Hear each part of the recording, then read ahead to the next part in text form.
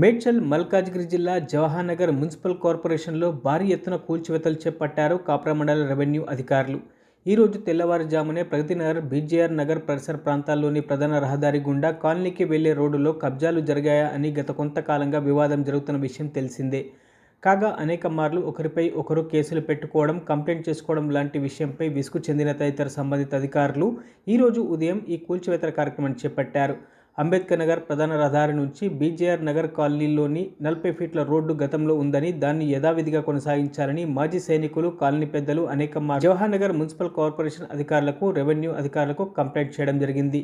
ఈ విషయంపై కంప్లైంట్దారులపై కాలనీవాసులు కేసులు పెట్టారని, దీనిని సవాల్ చేస్తూ సంబంధిత పెద్దలు కోర్టుల ద్వారా ఆర్డర్లు తెచ్చుకొని వారిపై పెట్టిన కేసులను నిర్వీర్యం చేయించుకున్నారు. ఈ సందర్భంగా రెవెన్యూ అధికారులు మాట్లాడుతూ, రెవెన్యూ మ్యాప్లు, గూగుల్ సర్వేల ద్వారా 40 ఫీట్ల రోడ్డును సత్వరమే పూర్తి చేసి ప్రజలకు అందుబాటులోకి చేస్తామని, కబ్జాదారులపై క్రిమినల్ కేసులు నమోదు చేస్తామని ఈ సందర్భంగా మీడియాకు తెలిపారు.